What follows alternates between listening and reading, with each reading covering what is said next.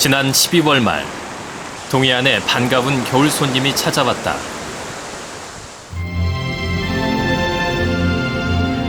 도루묵대다. 수심 200m가 넘는 먼 바다에 사는 도루묵은 겨울철 산란기가 되면 해조류가 많은 연안을 찾아온다. 도루묵은 모자반 숲에서 산란한다. 암컷이 알을 낳으면 수컷이 정액을 뿌려 수정시킨다. 도루묵은 알을 모자반 줄기에 붙인다. 부화할 때까지 겨울 내내 깨끗한 물과 충분한 산소를 공급받아야 하는 도루묵 알에게 모자반 숲은 더없이 좋은 장소이기 때문이다.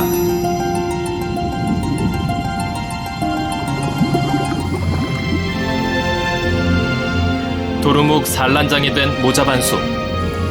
해조류는 바다 생물들에게 생명의 보금자리다.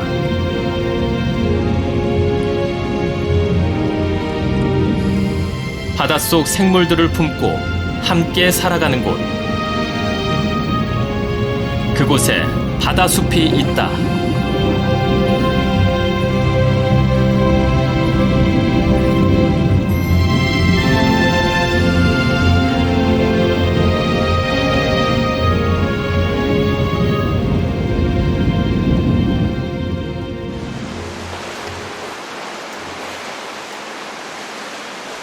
한반도 동쪽 끝, 독도의 봄은 바다에서 온다. 때묻지 않은 자연 환경을 보존하기 위해 섬 일대가 천연보호구역으로 지정된 이곳은 우리나라 최고의 청정해역이다. 독도 바닷속은 해조류의 천국이다. 섬 주변 4km 해역까지 안반이 발달한 독도는 해조류가 살기에 천혜의 조건을 갖추고 있다.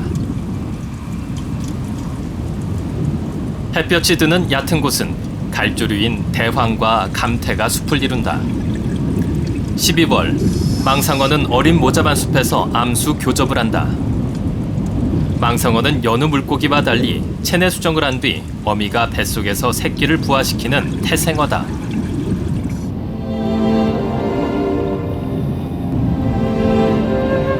6월 초, 망상어의 새끼 출산이 시작됐다. 짝짓기를 한 지 약 6개월 만이다. 망상어는 모자반이나 감태숲에서 새끼를 낳는다. 천적으로부터 새끼를 보호하기 위해서다. 어미는 보통 5cm 크기의 새끼를 10마리 정도 낳는다. 있는 힘을 다해 새끼를 모두 몸 밖으로 내보낸 어미는 힘이 빠져 물 위로 떠오른다. 망상어 어미는 뜻하지 않은 공격을 받았다. 괭이갈매기다.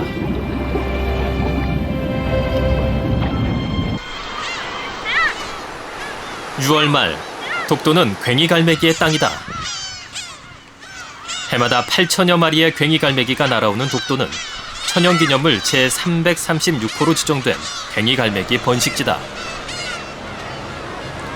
괭이갈매기는 사람들의 손길이 닿지 않는 벼랑끝 바위에 둥지를 튼다.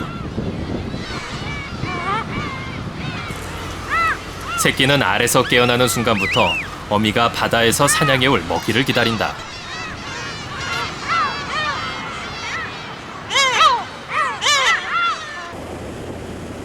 독도에서 약 90km 떨어진 울릉도 통구미 포구. 양쪽으로 산이 솟아 골짜기가 깊고 좁은 통처럼 생겼다고 해서 통구미라는 이름이 붙은 이곳은 바닷속도 골짜기가 발달해 있다.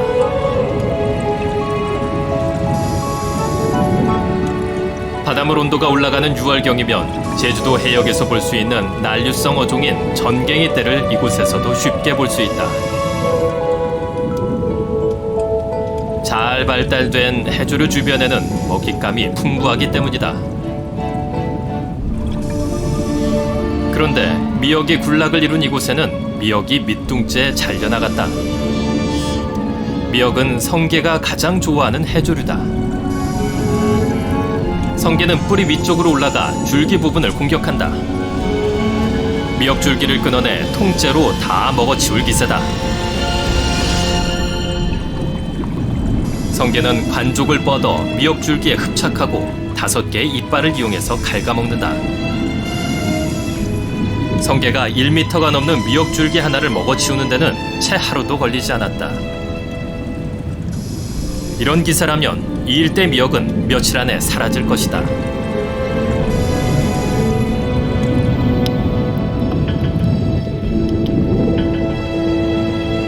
성게의 산란기는 5월부터다.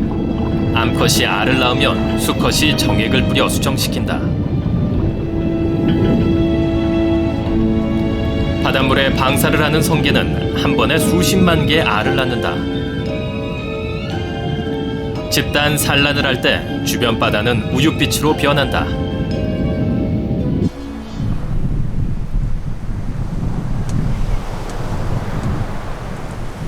별빛과 등대 불빛만이 어둠을 밝히는 독도의 밤. 바닷속에도 밤이 찾아왔다. 물고기도 잠버릇이 제각각이다.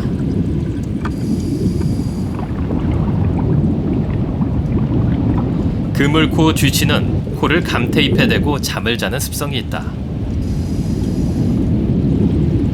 7줄 얼개비늘은 모자반 숲에 몸을 깊숙이 숨기고 잠을 잔다.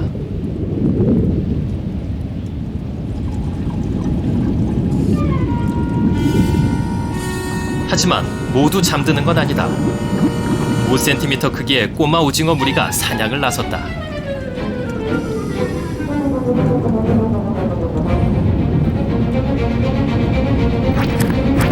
눈 깜짝할 사이에 다리를 뻗어 먹이를 낚아챈다.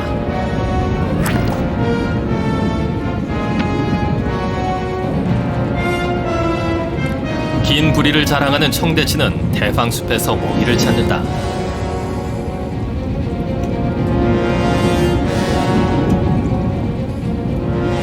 카메라 불빛을 보고 해조류 숲에 있던 치어들이 몰려들었다. 청대치는 이때를 놓치지 않는다. 빛을 보고 몰려든 것들은 엽새우와 갑각류 치어, 그리고 동물성 플랑크톤인 곤쟁이 떼다. 청대치에게는 멋진 저녁상이다.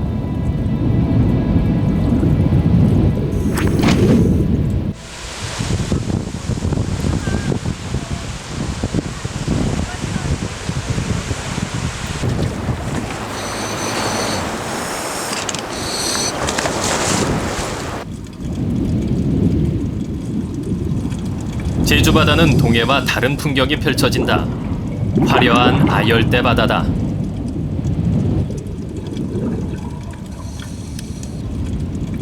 (30cm가) 넘는 돌돔, 그리고 깊은 바다에 사는 참돔까지 대형 어종이 연안의 바다숲에 자주 나타난다.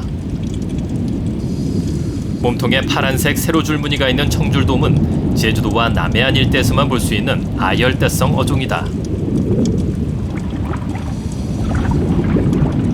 형형색색의 연산어도 아열대성인 제주 바다에서 볼 수 있는 특징이다.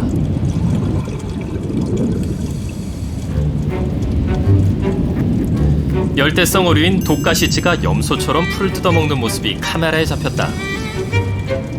해조류를 먹는다는 사실은 알려져 있었지만 감테잎을 먹는 모습이 포착된 것은 처음이다. 감태숲 한켠에서는 어랭놀래기 암컷 2마리가 서로 마주보며 대치하고 있다. 몸통이 휘도록 입을 크게 벌리고 상대를 노려보며 영역 다툼이 한창이다.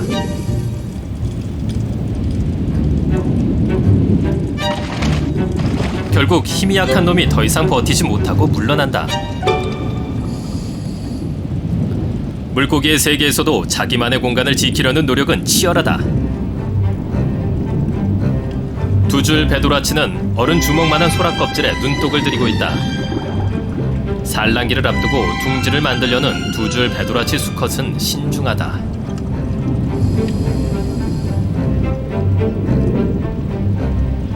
소라 껍질 속에 깨진 곳이 없는지, 몸에 맞는지 요리조리 살피는 2줄 배도라치. 여간 꼼꼼한 게 아니다. 다행히 소라 껍질이 마음에 드는 눈치다. 둥지로 쓰려면 소라 껍질 안에 이물질부터 청소해야 한다.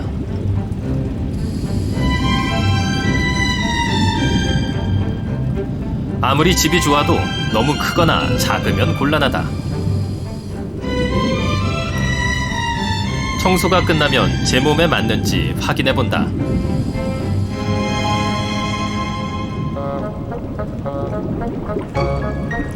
이번에는 파도에 쓸려 나가지 않게 소라 껍질을 고정시킨다.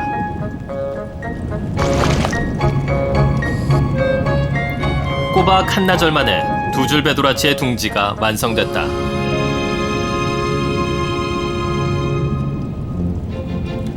둥지를 마련한 두 줄 배도라치 수컷은 짝을 찾아 나선다. 뱃속에 알이 차오른 암컷도 감태숲에서 짝을 찾고 있다.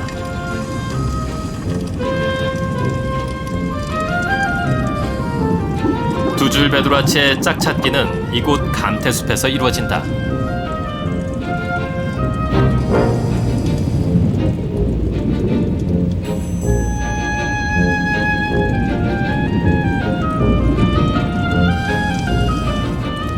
이틀 후, 두 줄 배도라치는 소라 껍질 안에 몸을 숨기고 있다. 그동안 무슨 일이 있었던 것일까? 소라 껍질 안에는 암컷이 낳아놓은 알이 빼곡히 붙어있다. 수컷은 부화할 때까지 알을 지킨다. 둥지 앞뒤 바위 틈은 자리돔의 산란터다. 그런데 앞쪽 바위 틈에 사는 자리돔과는 자주 신경전이 벌어졌다. 두 줄 배도라치의 공격에도 자리돔은 멀리 도망가지 않는다. 자리돔도 바위에 붙여놓은 알을 지키는 중이기 때문이다. 알을 지키려는 부성에는 같지만 자리돔은 몸집이 작은 두 줄 배도라치의 공격을 당해내지 못한다. 갑자기 두 줄 배도라치가 소라 속으로 몸을 숨긴다.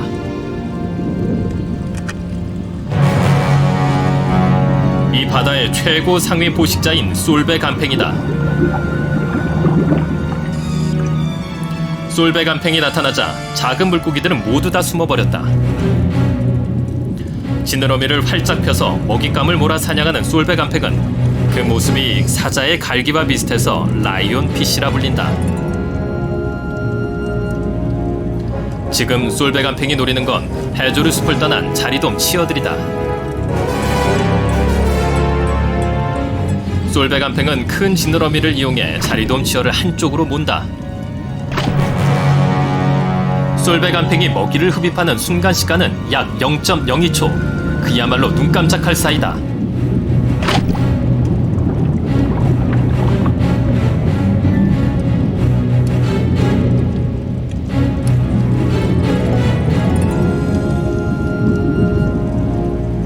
두 줄 배도라치 둥지 주변에서 먹이를 찾던 솔베 간팽. 다행히 이곳은 그냥 지나갔다. 피신했던 자리돔은 다시 집으로 돌아왔다. 그러나 집 안에 숨어있던 두 줄 배도라치는 아직 집 밖으로 나올 생각조차 못하고 있다. 자리돔과 두 줄 배도라치의 신경전은 새로운 국면을 맞았다.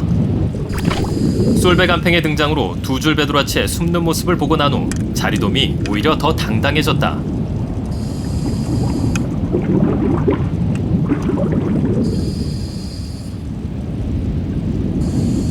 자리돔과 두 줄 배도라치의 신경전은 이렇게 끝이 났다.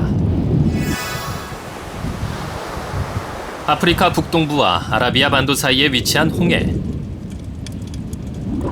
홍해는 바다로 흘러드는 강이 없어서 세계에서 가장 깨끗한 바다로 손꼽히는 곳이다. 산호초가 잘 발달해 있는 홍해는 우리 바다에서 자라는 해조류를 거의 찾아볼 수 없다. 산호초 지역 옆으로는 넓은 모래밭이 펼쳐진다. 모래밭에는 바다풀인 찰피가 자란다. 이 지역에서 자라는 유일한 해초인 찰피는 보통 3cm 정도로 키가 작다.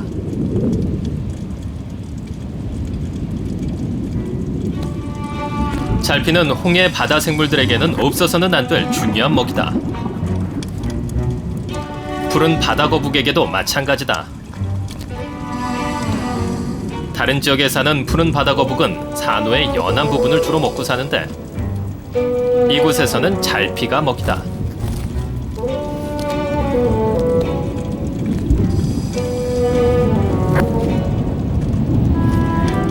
잘피를 뜯어먹는 거북을 홍해에서는 쉽게 볼 수 있다. 허파호흡을 하는 거북은 숨을 쉬기 위해 자주 물 밖으로 나오는데 이때 빨판상어가 거북의 배에 달라붙는다.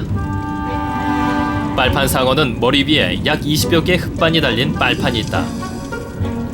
이 빨판을 이용해 거북의 배에 붙어 힘들지 않게 이동하고 천적의 공격을 피하기도 한다.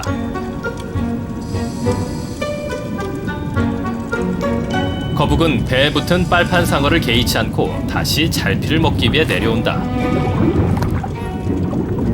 그러자 이번에는 빨판상어가 거북의 등 뒤로 가서 아예 누워버렸다.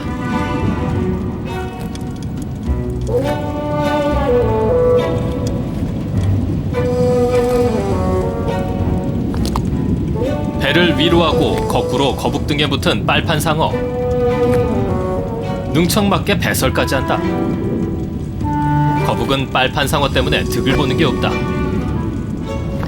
오로지 빨판상어 한쪽만 이익이 있어서 편리공생이라고 부른다.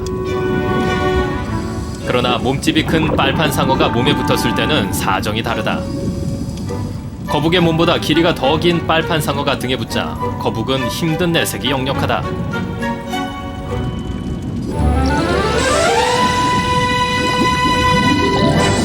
갑자기 바닷속에 모래폭풍이 휘몰아쳤다. 듀공이다. 바다에 솟아불릴 만큼 듀공은 풀을 좋아한다.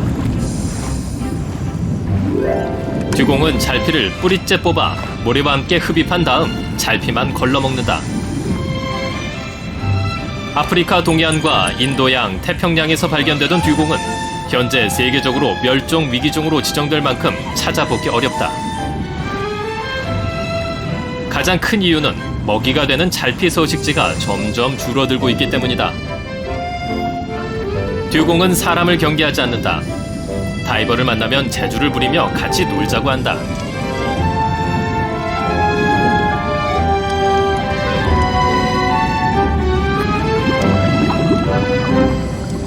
몸 길이가 무려 3m나 되는 거대한 몸집의 듀공은 둥근 지느러미처럼 생긴 앞다리를 이용해 헤엄을 친다. 피부는 코끼리처럼 주름이 많고 거칠다. 바다 소목에 속하는 듀공은 몸무게가 최대 4톤이 넘는 대형 해양 포유류다.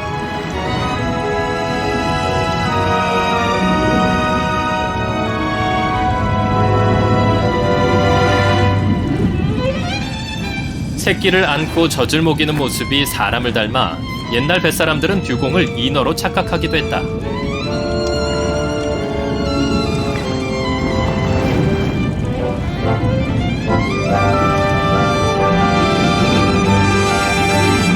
(10분) 정도 잠수를 하면 듀공은 물 위로 떠올라 숨을 쉬고 휴식을 취한다.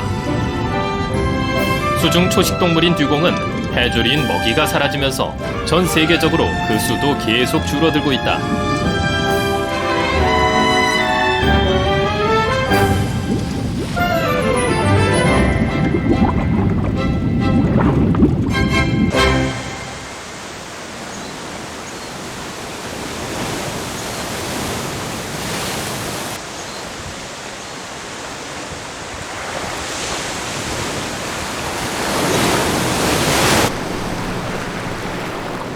부산대 해양학과에서는 지난 2006년부터 해조류를 이용해 온실가스를 줄이는 연구를 진행해왔다.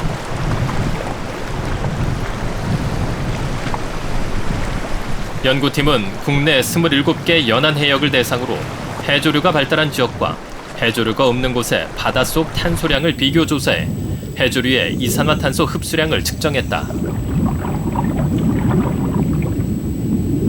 그 결과 해조류의 이산화탄소 저감 효과가 크다는 사실이 밝혀졌다. 육상의 숲과 버금가는 맞먹는 양의 약 10톤에서 20톤 정도의 이산화탄소가 연간 1헥타르에 저장이 되는 걸로 확인이 되었습니다. 해조류도 육지 식물처럼 탄소 동화작용을 한다. 햇볕이 들면 광합성을 하고 산소를 발생시킨다. 연구 결과 해조류마다 흡수하는 이산화탄소량이 다른데 개도박은 열대우림보다 무려 5배 이상 산소를 발생시키는 것으로 확인됐다.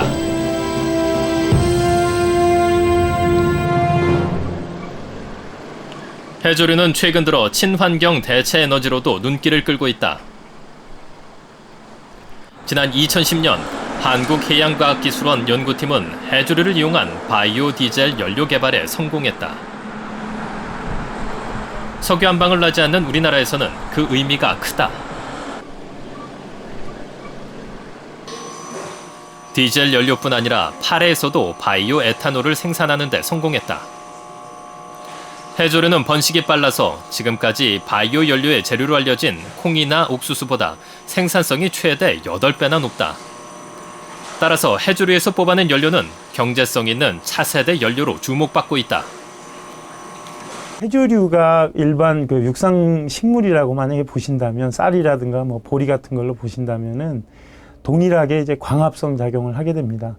광합성은 대기 중에 이산화탄소, 그 다음에 태양에너지, 물, 영양분 이런 것들을 통해서 이제 탄소를 자기 몸에 고정을 시키고 여기에 이제 단백질, 탄수화물, 지방 같은 것들을 자기가 생화학적으로 축적을 하게 됩니다. 그 축적하게 된 탄수화물은 바이오 에탄올 원료로, 그 다음에 지방은 바이오 디젤의 원료로 쓰이게 되는 거죠.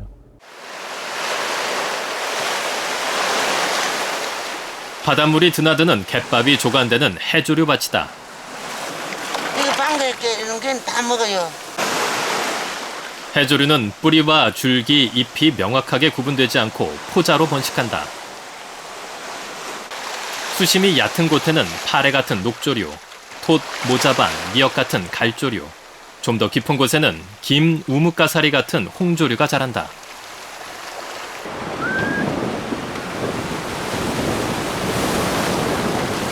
그렇다면 바닷속은 어떨까? 해조류가 울창해야 할 바닷속에는 미역이 산발적으로 자라고 있을 뿐이다.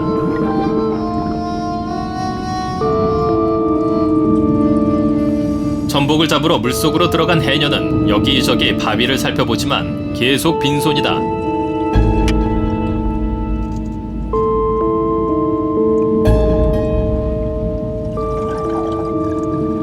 해조류는 바위 끝에서만 자라고 있을 뿐 나머지 바위는 하얗게 변했다.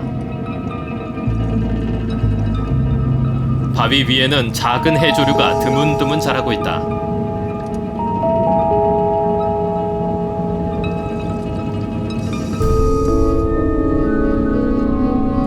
그러나 대부분은 바위가 아니라 어패류 껍질에 뿌리를 내렸다. 하얗게 변한 바위 위에는 더 이상 해조류가 뿌리조차 내리지 못하고 있다. 이 모자반은 해면의 몸속에 뿌리를 내렸다.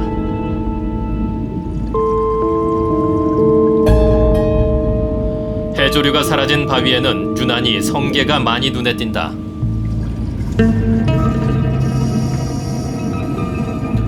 해조류를 먹고 사는 성게도 이제 이 바다에서 먹이를 잃었다.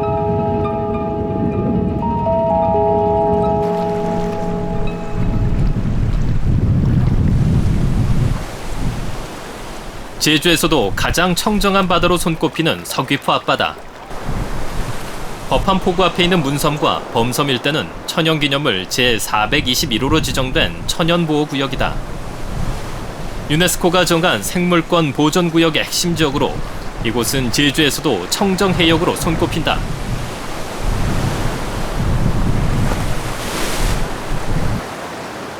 봄이 오면 법한리 해녀들은 바다로 미역 작업을 나선다.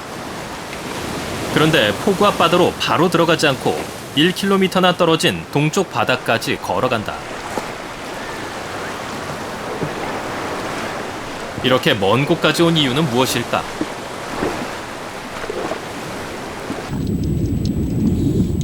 이곳 바다는 미역이 풍부하다. 겨울이 시작되면서 자라기 시작한 미역은 3, 4월이 되면 완전히 다 자란다.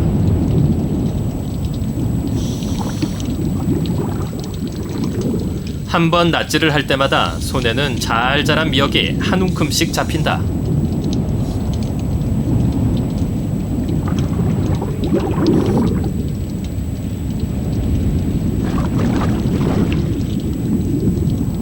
불과 30분 만에 미역을 담은 망이 가득 찼다. 수심이 얕고 햇볕이 잘 드는 바위 끝에는 미역이 잘 자라고 있다. 그러나 조금만 벗어나면 사정은 달라진다.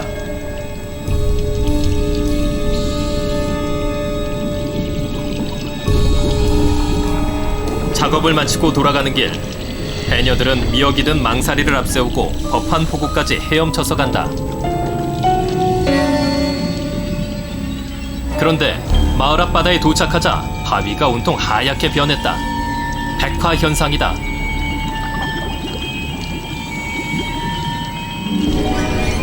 미역은커녕 어떤 해조류도 찾아볼 수 없다. 바위는 분홍색으로 변하기 시작했다. 백화 현상의 시작을 알리는 유절 석회조류다. 유절 석회조류의 분홍색은 시간이 지나면 하얀색의 무절 석회조류로 변한다.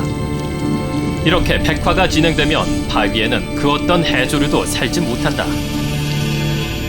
지금 이 보이는 이 지역이 문섬이나 이 범섬 일대가 진짜 최고의 청정 지역이었습니다. 진짜 살아있는 해양 박물관이라고 해도 그렇게 불러도 좋은 이 곳인데 혁신도시 신시가지가 조성되면서 바다가 다 죽었습니다. 지금. 신시가지가 조성되고 개발붐이 일어나면서 법한포구 일대는 몸살을 앓고 있다.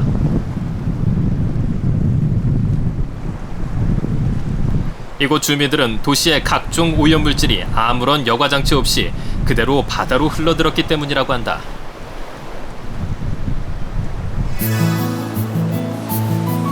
일본 큐슈의 최대 도시 후쿠오카의 중심지 하카타. 이곳은 뻘과 모래가 섞인 와지로 갯벌이다. 일본 최대 저어세 월동주로 유명한 이 갯벌에서는 마두요와 각종 오리들을 쉽게 만날 수 있다. 도심 속에 있지만 이곳 습지는 생태계가 살아있다.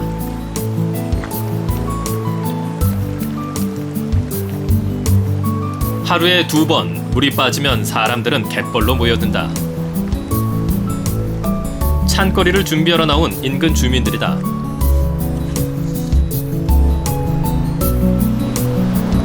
이 갯벌에는 각종 조개가 풍부하다. 몇 년 전만 해도 하카다만에는 조류 변화와 수질 악화로 녹조 구멍갈 파래가 대량 발생해 악취까지 진동했다. 오염된 와지로 갯벌을 살린 것은 후쿠오카 시민들이었다. 지금도 인근 주택가에서 흘러나온 하수는 바다로 유입된다. 이 하수는 지금까지 와지로 갯벌을 오염시키는 주범이었다. 그러나 주민들이 나서면서 지금은 달라졌다. 주민들이 버리는 생활하수는 오폐수 처리가 돼서 바다로 나간다. 그리고 이 물은 이곳 갯벌에서 다시 한번 걸러진다.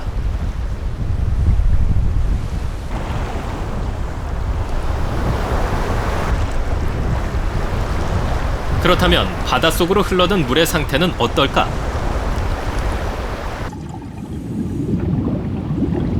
물속 모래밭에 상자를 깊숙이 박고 그 위에 비닐 주머니를 달아 물이 모이도록 했다.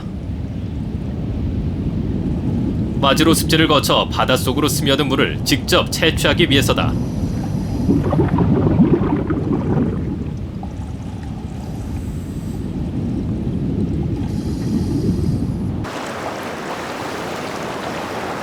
これは海底から湧いた海水です。でこの海水には酸素が含まれています。それで、これ30分でですね、これくらいのタコでこれくらい湧いてます。 바닥에서 솟아난 물의 염도는 30ppm으로 바닷물보다 낮았다. 용존 산소량은 7ppm 정도로 거의 오염되지 않은 상태다. 외부에서 유입된 물이라는 증거다. 오염원에 쉽게 노출될 수밖에 없는 바다지만 주민들이 오폐수를 정화하고 와주로 갯벌은 다시 한번 필터 역할을 한다.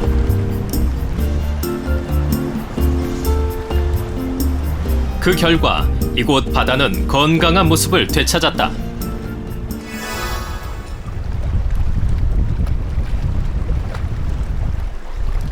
큐슈 서남쪽 가고시마 현에 자리 잡은 아쿠네시의 한 포구.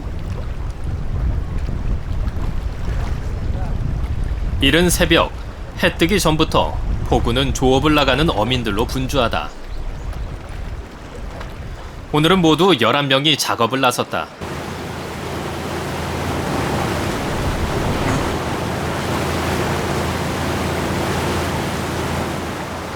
배로 5분 거리에 있는 이 바다가 오늘 작업해야 할 곳이다. 일본은 우리나라와 달리 남성들이 바다에서 물질을 한다. 해남이다.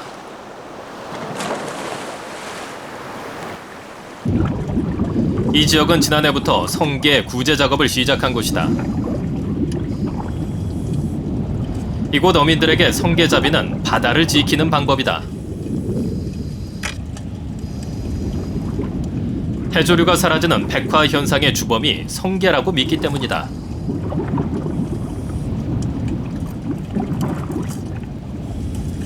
해조류를 먹고 사는 성게수가 늘어나면 해조류가 사라지고 백화 현상이 일어난다.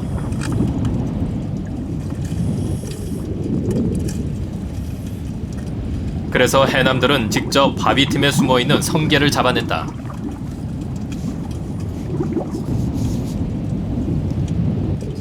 작년 봄 성게 구제 작업을 시작할 때만 해도 이곳에서는 해조류를 거의 찾아볼 수 없었다. 그러나 1년이 지난 지금 바위에는 각종 해조류가 자라기 시작했다. 성게를 잡아내 그 개체수가 줄어들면서 생긴 변화다. 毎朝みんなで話し合いをしてどの漁場でウニを取るかというのを話を決めまして、その後こうやってウニを取ってで自分で持ち帰って加工してウニを出荷します。でそういう漁業をすることが藻場の保全にもつながってますし、その活動をすることで1日あたり5万円から8万円ぐらいの収入を得てます。 인근의 또 다른 작업장. 이곳은 미역과 감태 그리고 모자반이 울창한 숲을 이루고 있다. 지난 20년간 어민들이 성게수를 조절하며 꾸준히 관리해온 바다다. 지금도 이곳에서는 성게잡이를 한다. 하지만 이 바다에서 성게를 모두 잡아내는 것은 아니다. 어민들은 성게를 적정한 수로 유지해서 해조류와 성게가 공생할 수 있도록 하는 게 목적이다. 이렇게 어민들이 직접 성게수를 관리하면서 이 바다는 해조류가 발달한 바다숲으로 바뀌었다.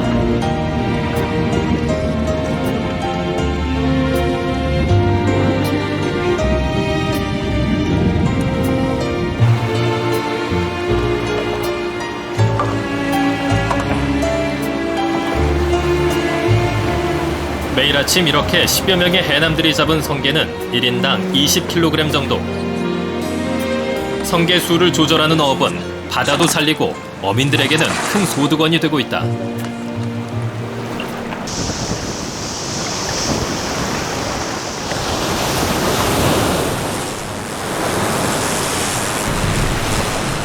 우리나라에서는 바다를 살리기 위해 최근에 개발된 것이 갯닦기다.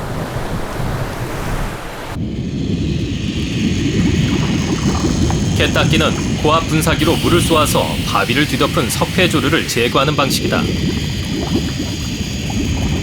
수압이 워낙 세기 때문에 물속에서는 혼자 작업할 수도 없다. 고압 분사기로 석회조류를 떼어낸 바위는 해조류들이 뿌리를 내릴 수 있는 원래 모습으로 돌아온다.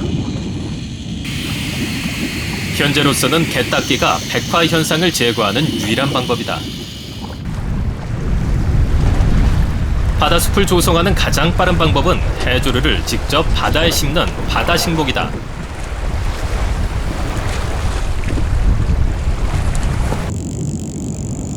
바다식목을 위해서는 먼저 해조류가 뿌리내릴 수 있는 콘크리트판을 바닷속 바위에 고정시켜야 한다.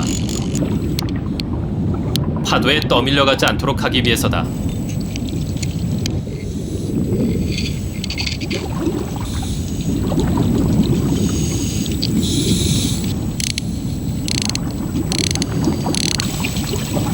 바위와 한 몸이 되도록 단단히 고정시킨 다음 이 판 위에 해조류를 심는다.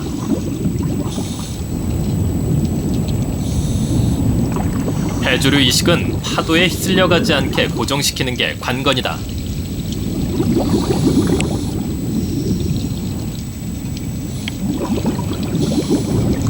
해조류는 육지 식물보다 성장이 빠르다. 지난 여름 바다식목 조성 사업을 한 이곳은 1년이 채 안 돼 제법 숲의 모습을 갖췄다. 이식판에 뿌리를 내린 감태가 갯바위와 다름없이 잘 자라고 있다.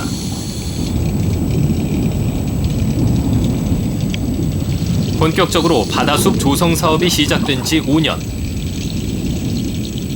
해조류를 심는 바다숲 조성 사업은 짧은 시간 안에 우리 바다를 살리는 방법으로 주목받고 있다. 옛날 그 60년대, 70년대 식목일을 중심으로 해서 우리가 산림 녹화를 했지 않습니까? 그 산림 녹화가 세계적으로 성공적인 사례가 됐고요. 그래서 그 정신과 열정을 이제 우리가 바다 식목일을 만들어서 바다 속에 한번 넣어보자. 해조류 심기로 황폐화된 바다를 살리려는 노력은 세계 최초로 바다 식목일 지정으로 이어졌다. 앞으로 정부에서는 해마다 800헥타르 면적의 바다에 해조류를 심을 계획이다.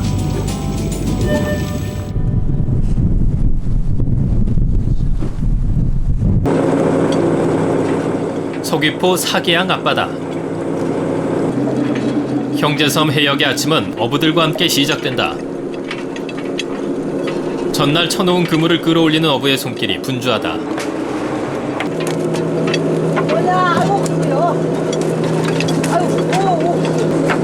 뱅어돔이에요, 뱅어돔.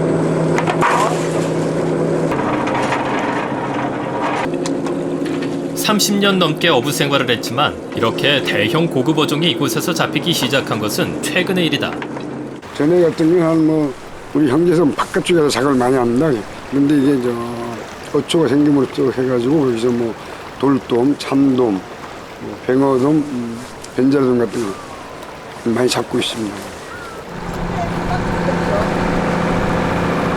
어부의 그물거지가 끝나면 해녀들의 작업이 이어진다.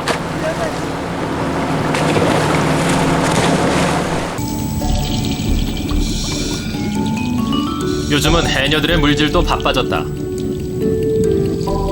소라가 많이 잡히기 때문이다.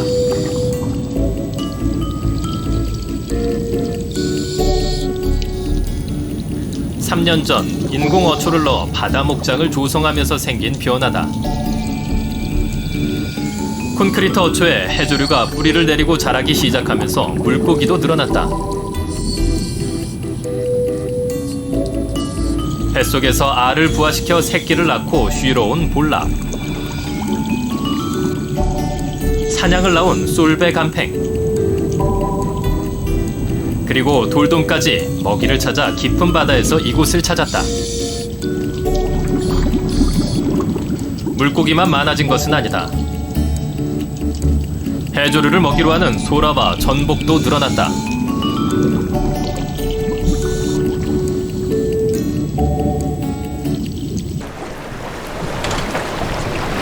한 시간 만에 작업이 끝났다. 해녀들의 망사리마다 가득 담긴 소라는 지금 이 바다의 상태를 그대로 보여준다. 옛날보다 이런 추석 사업도 많이 오고 초 사이에 이런 해조류가 많이 나가지고 이런 감태 같은 거, 멀망 그런 것이 많아서 먹이가 좋아서 소라가 많이 납니다. 경험 많은 해녀인 경우 소라뿐만 아니라 때로는 물고기까지 잡는다. 나도 광어 했는데. 아, 이렇게 이거 얼마나 큰 거예요.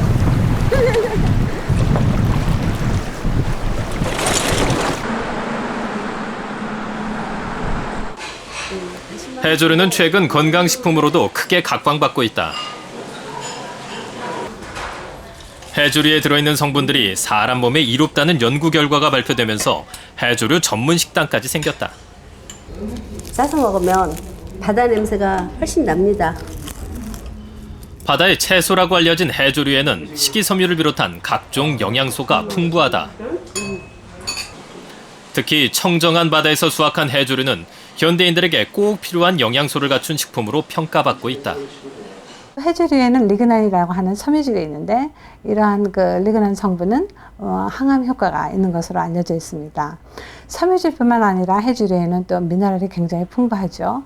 우리가 요새 정제된 식사를 많이 먹으면서 미네랄이 부족하다는 얘기를 많이 하는데 그런 부족한 미네랄을 보충할 수도 있고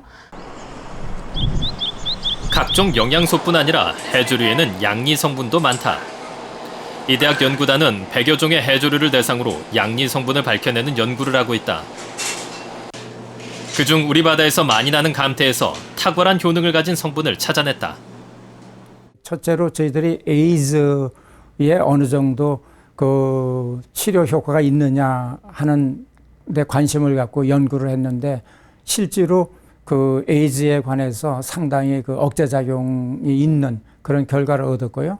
그다음에 또 그 노화를 억제시키는 것, 그다음에 또 항암 효과도 있고, 그다음에 그 기관지 천식에 상당히 또 효과가 있는 그런 결과를 얻었고. 우리나라의 해조류 생산량은 중국과 일본에 이어 세계 3위다. 해조류 연구가 활발해지면서 해조류는 식품에서부터 에너지원까지 그 활용 범위도 다양하다. 해조류를 무궁무진한 개발 가능성을 가진 차세대 자원으로 주목하는 이유도 이 때문이다. 해안가 기암괴석이 절경을 이루는 부산의 명소 태종대.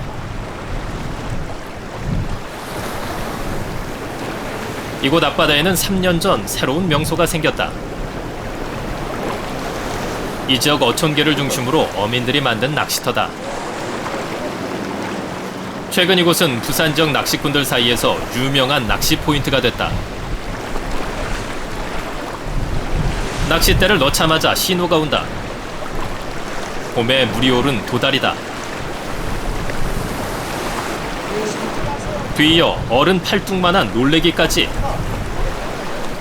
모두 어민들이 지난 3년간 바다숲을 가꿔온 덕분이다.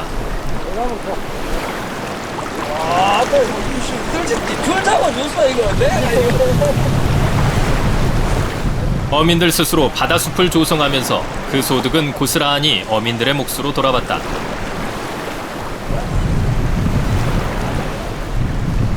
(2009년도부터) 해빙 조성을 시작을 했습니다 하고 우리 유장안에 신경을 많이 쓰고 있는 중입니다. 그래가지고 2010년도부터 우리가 요장을 운영을 하기 시작을 했습니다. 해가지고 현재 두동이 운영되고 있고요. 지금 그래 연간 우리가 3,500만 원 이상 올리고 있습니다. 원래 이 일대는 소형 기선 저인망 어선이 바다까지 긁어내는 불법업이 기승을 부리던 곳이었다. 그러나 어민들 스스로 불법업을 금지하고 바닷속에 자연석을 넣어 해조류가 잘 자라도록 하면서 바다는 지금과 같은 모습으로 바뀌었다. 해조류가 자라기 시작하면서 물고기들도 돌아왔다. 먹이와 은신처 그리고 산란장이 되는 해조류 숲은 바다를 살리는 기적을 만들어낸 것이다.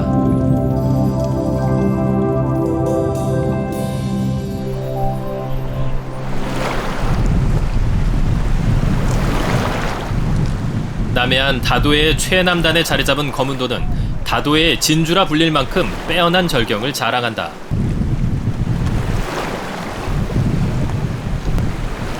섬 일대가 한려해상 국립공원으로 지정된 청정해역은 요즘 바닷속을 즐기는 곳으로도 각광받고 있다. 거문도 앞바다는 바다숲의 또 다른 가능성을 잘 보여준다. 이 지역은 2010년부터 국가정책사업으로 수안자원조성 회복과 수중 관광 체험을 목적으로 해중임초 200여 기를 시설한 지역입니다. 섬 가까이에 바다숲이 조성되자 이곳 바다를 찾는 사람들은 배를 타고 멀리 가지 않고서도 수중 생태 체험을 할 수 있게 됐다.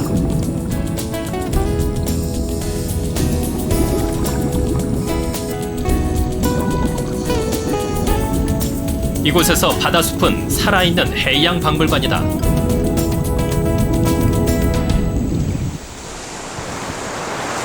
3월 초 양양 앞바다에도 봄이 왔다. 지난 겨울 모자반 숲에 산란한 도루묵알은 2달 동안 모자반 줄기에 매달려 부화를 기다렸다. 마침내 부화가 시작됐다. 알에서 깨어난 치어들에게 이곳 모자반 숲은 먹이 사냥터이자 은신처다. 6월이면 도루묵은 넓은 바다로 나간다. 그리고 2, 3년 후 어미가 돼 산란기가 되면 다시 이곳 바다숲으로 돌아올 것이다.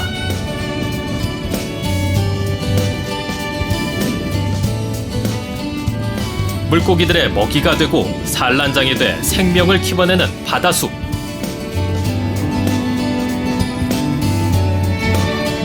백화현상으로 황폐화된 바다를 살리는 바다숲 조성은 우리 바다 살리기의 첫걸음이다. 수많은 생명을 품고 함께 사는 곳. 그곳이 지금 우리가 꿈꾸는 바다다.